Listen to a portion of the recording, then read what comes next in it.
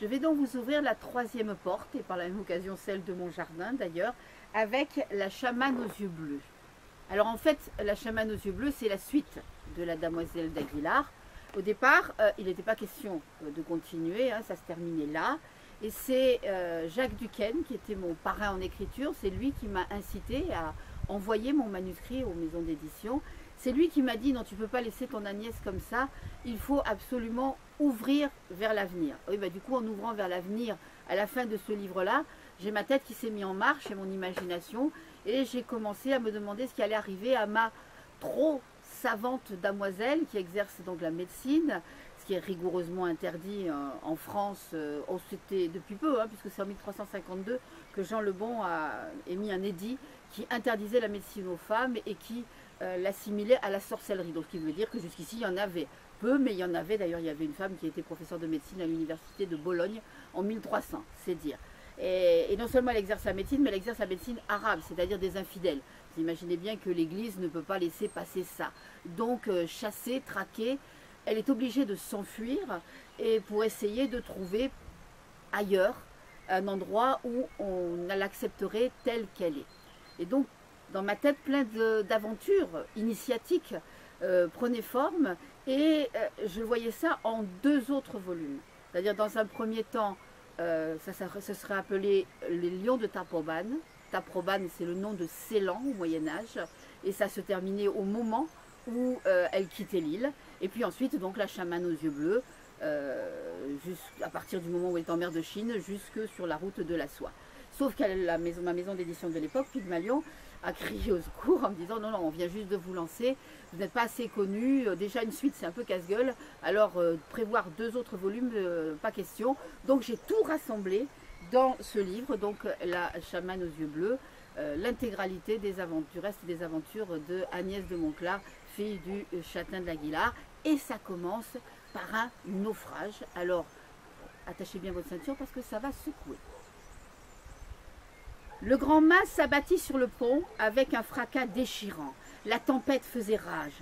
Des éclairs violets zébraient les nuées comme si toutes les légions infernales les cinglaient à coups de fouet pour les pousser à l'assaut du navire en perdition.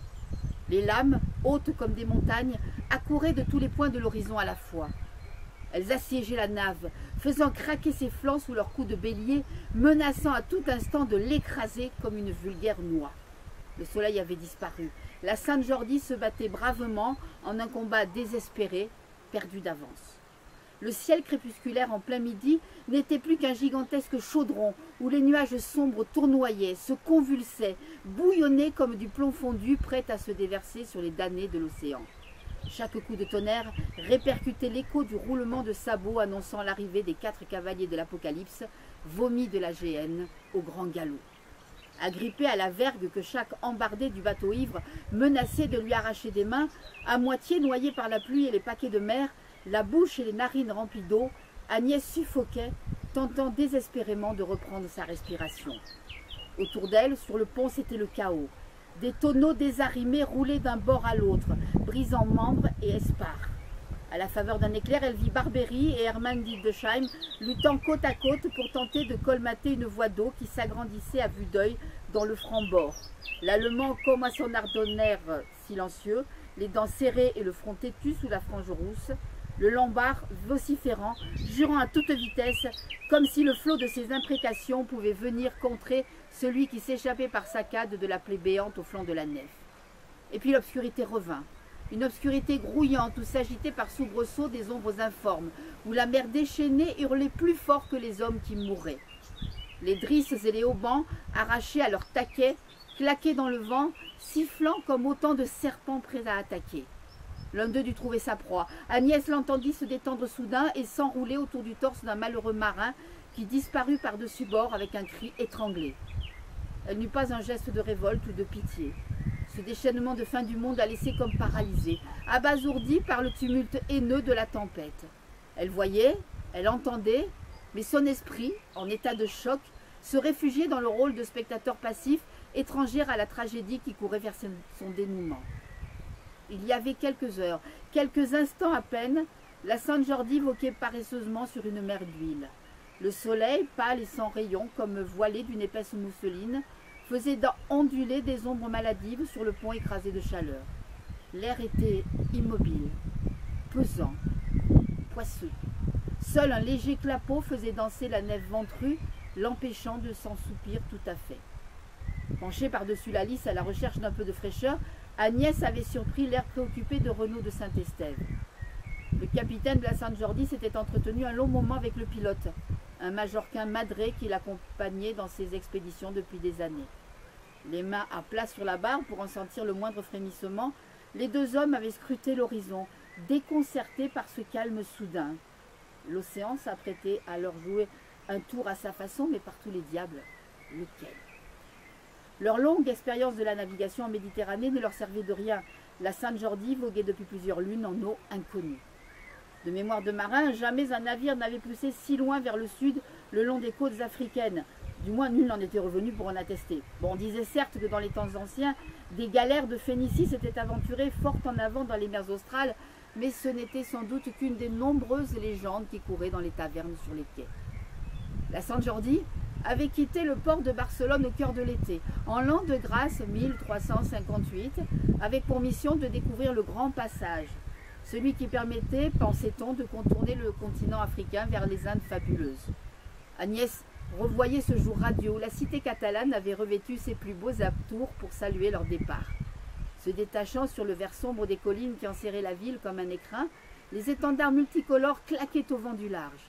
Sur le quai pavoisé, la multitude des petites gens piétinaient au pied de l'estrade où les marchands qui avaient nolisé le navire s'affichaient l'air compassé, surant à grosses couttes sous la cape de laine sombre de leur corporation. Ils entouraient en un demi-cercle respectueux l'évêque de la ville, mitre en tête et toute dorure dehors, et ses assistants, qui lâchaient dans le ciel bleu des nuages dansants, odorants, noyant la Seine dans une brume irréelle. Sourde aux acclamations qui montaient de la foule, tandis que les marins hissaient les voiles et remontaient l'ancre, Agnès était restée figée, les yeux douloureusement fixés sur la croix pectorale d'or et de pierreries qui étincelait de tous ses feux sur la robe du prélat. En voyant l'inquisiteur carcassonné à ses viles besognes dans l'ombre des cachots, l'église triomphante semblait venir en grand embarras jusqu'à la grève qui marquait la limite de son empire, bannir à tout jamais celle qui avait osé lui tenir tête au nom de la médecine et de l'amour du prochain. Lorsque l'évêque avait levé 2 doigts en signe de bénédiction, elle avait baissé la tête, ployant sous le poids de la condamnation qui faisait d'elle une fugitive à la recherche d'une improbable terre d'accueil, tout là-bas, par-delà l'horizon. Ce n'était qu'en doublant les colonnes d'Hercule, lorsque la Sainte-Jordi avait planté pour la première fois son étrave dans les eaux vertes de l'Atlantique, qu'une grisante sensation de liberté s'était substituée à l'accablement qui pesait sur elle depuis de longs jours. Le monde était vaste où l'église de Rome n'avait point autorité. Agnès y trouverait sa place, quelque part. Dès lors, même si le souvenir du bûcher de Carcassonne revenait, lancinant la hantait la nuit, elle avait goûté chaque instant de cette aventure. La vivre aux côtés de Renaud l'avait rendue plus exaltante encore. Malgré ses vêtements d'homme qu'il a dissimulés aux yeux de l'équipage, jamais elle ne s'était sentie autant femme. Son rôle de chirurgien du bord lui laissait tout loisir de s'attarder sur la dunette auprès du capitaine. Ensemble, ils avaient découvert au couchant un archipel que Renaud identifia comme les légendaires îles Fortunées, les îles Canaries. Puis ils doublèrent l'embouchure d'un fleuve noyé par la brume. Sextant à la main, l'œil rivé à la rose des vents de sa boussole, Saint-Estève dictait ses relevés à Agnès, qui s'attachait à reproduire le plus fidèlement possible le tracé des côtes et voyait avec ivresse un nouveau monde naître chaque jour sous sa plume. Grâce au citron qu'elle avait pris grand soin d'emporter, le scorbut n'avait point fait son apparition tant redoutée, et le moral de l'équipage s'en trouvait conforté. Le charpentier du bord, qui affirmait avoir un don de double vue hérité de son grand-père, jurait sur la Bible que le capitaine Saint-Estève était né sous une bonne étoile, et les marins superstitieux ne demandaient qu'à le croire. On avait fêté la naissance du Sauveur avec ferveur, et une double ration de vin. Il était un peu aigre après 4 mois de voyage, mais encore assez bon pour réjouir le cœur et faire oublier le mal du pays que le prochain passage de la ligne d'équateur ne ferait qu'accentuer. Tout avait donc commencé par un grand calme. Comme si l'océan retenait son souffle dans l'attente de ce qui n'était encore qu'un pressentiment de catastrophe. Puis un inquiétant bandeau de nuages noirs apparut sur l'horizon, grossissant de minute en minute. La houle s'accentua et la nef, tirée sans ménagement de sa somnolence, se mit à tanguer et rouler comme un homme pris de boisson. Renaud de Saint-Estève fit ferler la grande voile carrée et la voile latine qui faisait de sa nef pensue un lévrier des mers et sa fierté de marin. Arc-bouté sur la barre, le muet prêta main forte à Gabriel Rigaba, le pilote, pour tourner le navire face au vent, en vain. Avec un rugissement de fauve, l'ouragan s'abattit sur la Sainte-Jordi, lui assénant une monstrueuse gifle liquide de toute la puissance de l'océan debout. Comme dans un cauchemar, Agnès s'était sentie clouée au sol, les membres pesants, impuissante à esquisser le moindre geste de fuite, alors qu'un ennemi sans visage s'apprêtait à les précipiter tous dans l'abîme. La bête immonde feulait et piaulait à ses oreilles. Elle la sentait souffler et s'agiter, sans pouvoir seulement l'apercevoir tapie qu'elle était derrière un haut mur d'embrun. Frappée de stupeur, Agnès se laissait submerger par un torrent d'images et de bruits dont la violence inouïe saturait son esprit et l'empêchait de penser fût-ce à la mort. Le regard halluciné du fraile Javier, priant à genoux sous l'averse, le visage hâve, ruisselant de pluie, déformé par la peur comme s'il voyait à travers les nuées une apparition effroyable, à lui seul révélée. Des jurons en italien, couvrant un bref instant le sifflement aigu de la tempête. Les doigts ensanglantés, Casireone s'acharnait avec un entêtement dérisoire à renouer les garcettes de riz que le vent, par un jeu cruel, dénouait aussitôt. Les pleurs d'un enfant terrorisé, inconclu en ces lieux. Un mousse sanglotait, les poings devant les yeux comme pour effacer ce spectacle insoutenable. La corde qui entrait dans sa chair, torturant ses bras et son dos, Renaud l'attachait à une vergue pour empêcher les paquets de mer de l'entraîner par-dessus bord. Était-ce lui ou Guillaume qui avait crié son nom tout à l'heure, quand une bourrasque chargée d'embruns acérés comme des lames l'avait précipité à genoux? Le gouvernail avait fini par céder, et la Sainte-Jordi n'était plus qu'une épave à la dérive, que le vent et les courants refoulaient vers le nord en une course aveugle vers son destin tragique. Soudain, dans un ultime spasme, la nef vint se disloquer sur un haut fond. Agnès se sentit précipitée en avant dans un gouffre vertigineux. Une éternité suspendue, le choc de l'eau, la tempête subitement aphone, tandis que l'espar, alourdi par ses renforts métalliques, l'entraîne vers le fond. L'impression étrange de se dédoubler. Une partie d'elle-même se débat frénétiquement pour se dégager, remonter à la surface, inspirer la bouffée d'air salvatrice, tandis que l'autre la regarde faire, presque avec détachement, déjà ailleurs. Devant ses yeux viennent flotter des images, toute une vie qui défile à rebours. L'embarquement sur la Sainte-Jordi avec ses fidèles compagnons, le départ d'Aguilar à l'aube fuyant les sicaires de l'Inquisition, le baiser de Renaud faisant naître l'espoir dans le désespoir, les flammes du bûcher, le cri de Béatrice, le regard de Basilique froid et implacable du moine dominicain, l'haleine avinée du châtelain de Quiribus, ses mains fébriles tandis qu'il tentait de la violer, la mort du tavernier de Tuchan, la naissance miraculeuse d'Emmanuel et la sensation de plénitude et de puissance qui l'avait envahi quand elle l'avait présenté à la foule. Les doigts longs et sensibles de Ponce Vidal, l'étudiant Esmé de Cygne sans avoir, sans terre et sans titre, palpant le ventre d'un malade, la fête des Saint-Nazaire et Cels au Palais Comtal à Carcassonne, le front rayonnant de fierté de Guillaume, son tuteur, son presque père, le château d'Aguilar tel qu'il lui est apparu au retour de son exil forcé en Orient, si étrange et si familier à la fois, le passage des Alpes en plein hiver à pied, celui de la mer Propontide en barque, le palais du sultan à Brousse, les 1001 rides cernant les yeux rayonnants de bonté et d'une lumineuse intelligence du vieil Abou Obeid, son maître vénéré qui l'avait recueilli et lui avait enseigné sa science de la médecine arabe. Roger de Montclar, son père, cloué d'une flèche en plein cœur dans la poussière de ce défilé de Syrie où l'avaient entraîné ses rêves de terre sainte.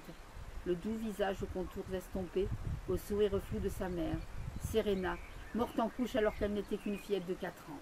Elle, Agnès de Montclar, fille unique du châtelain d'Aguilar, citadelle gardant la frontière entre le royaume de France et l'Aragon, perchée au sommet de ses cordillères arides et fières, où soufflait encore par moments le vent de l'hérésie cathare qui avait tout balayé sur son passage quelques décennies plus tôt.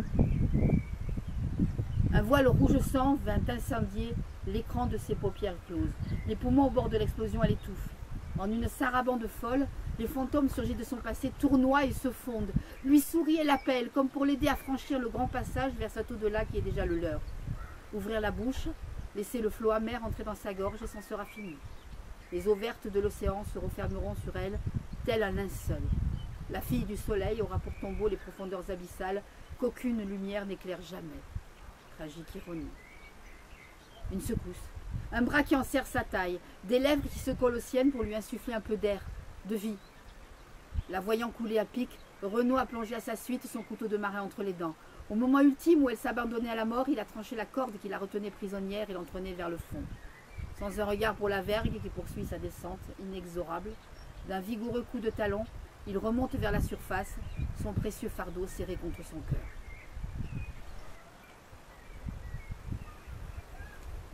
Agnès ne reprit connaissance qu'à quelques encablures du rivage. Le bras passé autour de ses épaules, Renaud nageait à grandes ondulations de son corps souple et musclé, évitant adroitement les multiples débris qui flottaient un peu partout, tout ce qu'il restait de la San Jordi, son fier navire. La tempête s'était calmée aussi soudainement qu'elle s'était déchaînée, et lorsque Renaud, trébuchant d'épuisement, la tira sur le sable mouillé, le silence écorcha les oreilles d'Agnès. L'esprit encore embrumé, le regard perdu dans les étoiles qui s'allumaient une à une au-dessus d'eux, elle avait encore la sensation de dériver, mollement bercée par une houle imaginaire. Elle avait terriblement soif. Chaque fibre de son corps la faisait souffrir comme si on l'avait rouée de coups. Ses muscles crispés se relâchaient peu à peu dans une détente de tout son être. Dieu que ses paupières étaient lourdes. Dans un ultime effort, elle parvint à se relever sur un coude. Effondré à son côté, Renaud reprenait haleine, à petits hoquets précipités, la bouche ouverte comme un poisson hors de l'eau. Ses cheveux dégoulinants collaient à son visage comme des algues brunes, dissimulant la tache de naissance qui marquait le haut de son front. L'envie du diable, disaient les mines. Sans lui, elle serait morte à cette heure. Elle lui toucha furtivement la main. « Mon sauveur, mon amour ». Elle ne sut pas si sa bouche desséchée avait réussi à articuler ces quelques mots ou s'ils avaient seulement résonné dans sa tête, mais elle sentit les doigts de Renaud serrer les siens comme pour lui répondre. Plus loin, Agnès entrevit le muet, son ombre fidèle, son ange gardien au regard farouche et à la langue mutilée. De toute la force de ses muscles bandés, il hissait sur la plage un morceau de planche sur lequel un corps était attaché. L'homme ainsi tiré des flots avait les mèches grisonnantes et le baudrier qui saignait son torse indiquait en lui le chevalier. Guillaume. La dernière fois qu'elle l'avait aperçu, il était agrippé à un lambeau de la grand-voile, vociférant pour se faire entendre malgré la tempête, tentant jusqu'au bout de raviver le courage et l'espérance des quelques marins encore valides sur le pont. Lorsque le mât était tombé comme un grand arbre abattu par un bûcheron invisible, il avait disparu de sa vie. Jordi l'avait donc retrouvé. Loué soit celui dont la vigilance n'était jamais en défaut. Malgré son extrême lassitude et sa nuque douloureuse, elle s'obligea encore à regarder les eaux noires maintenant apaisées. Entre deux vagues ourlées d'écume bleuâtre, une tête montait et descendait au rythme de la houle et des mouvements rageurs du nageur. Elle retint un sourire. La mauvaise humeur légendaire de Casiréone qui le poussait à s'en prendre à tous et à tout en permanence était en train de lui sauver la vie. Il fendait les flots comme s'il avait un compte à régler avec chaque vague. Agnès laissa retomber sa tête et s'abandonna au sommeil miséricordieux. Ce qu'elle va voir au réveil, je vous le dirai demain.